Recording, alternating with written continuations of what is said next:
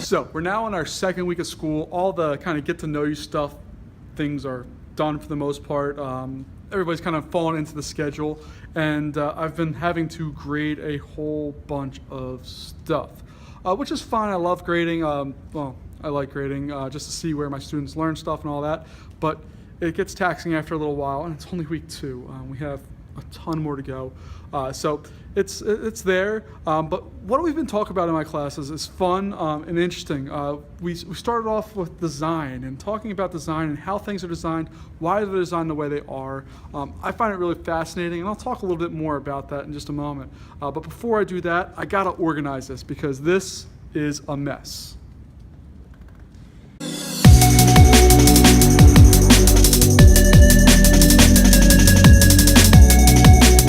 While we're doing that, we also found these beautiful pencil sharpener thing. It is a performance grade of an 8 and has all that stuff. And it has a 2-year warranty. Awesome. But what I found entertaining about this is when you look at this little side comparison chart here. Let's get it in focus. It says for home or office, definitely not a large office, school, or commercial. Frequency usage is moderate. I don't know who uses a pencil sharpener continuously. That makes 0 sense to me. The performance grade is high. It's not super. I didn't know there's super performing pencil sharpeners, and it produces medium level shavings, or size shavings, should I say. So interesting. I just found this entertaining because I love that you have continuous and that there's a super performing version of a pencil sharpener. As I was cleaning up, I remembered we got our school photos, and as a teacher where I teach, you get a picture of yourself just like you did when you were in elementary school. So that's fun and terrifying. That's the picture that will eventually go in the yearbook and all that stuff. But it's kind of weird to get a picture of yourself when you're like not in school anymore. I don't know. I don't take pictures of myself very often except when I'm doing this thing with you.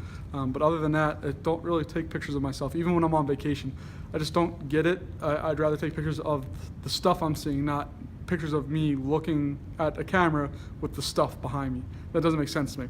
So what I'm trying to do is I'm trying to capture kind of what my life is like, not my life necessarily, but kind of capture thoughts and reflect on things throughout the school year. So I'm going to be doing a vlog every week. This is number 3, and I'm going to go through everything from beginning teaching stuff all the way through the end of the year and try to capture exactly what's going on through all of the year. Because reflection is important. We ask, as a teachers, we do it all the time. We ask our students to do it all the time.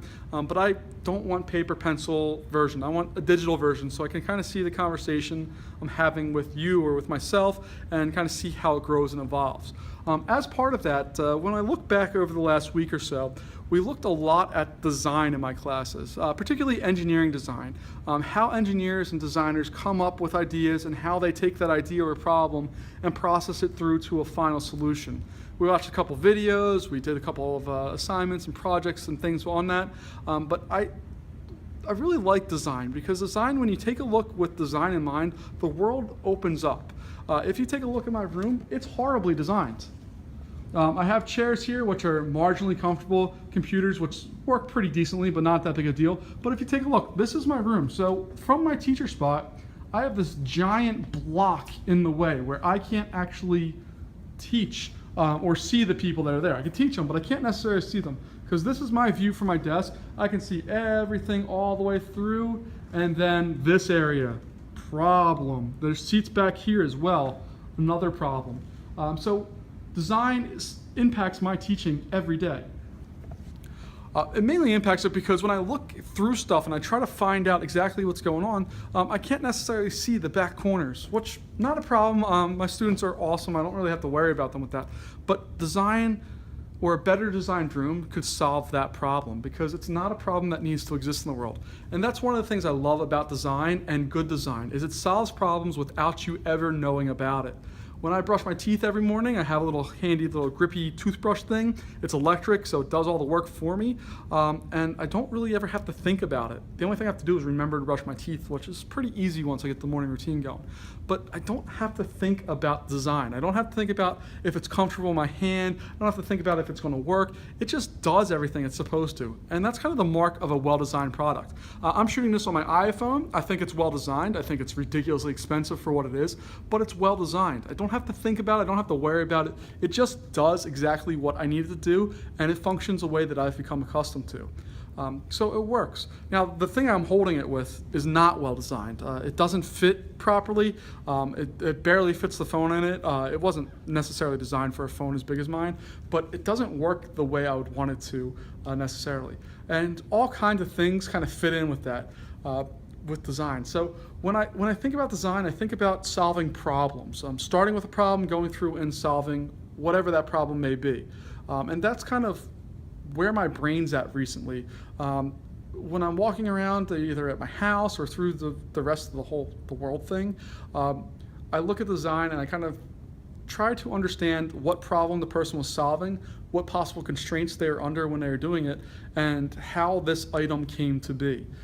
So everything that you do that is human-made was designed at some point or another. Design, design, design, design, design, design, design.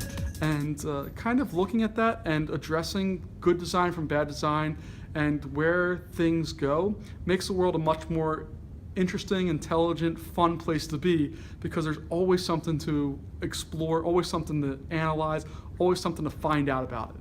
And that's kind of why I love design. I am a designer by no means. My designs for things are questionable at best, but I love looking at the process and analyzing how somebody came up with a solution to a problem. I think it's fascinating, and I think if we can look at things with that mindset or with that geared to things, the world gets to be better. So that's kind of my take. That's really what I focused on this week for the most part, is looking at design and how all of that fits with the world around us. So hopefully I explained that somewhat well and got my thoughts out. I'll take a look at this video in a little while and see if it did. But that's kind of where my brain's at this week, and I'm interested to see where it goes down the road. But I'll catch you later.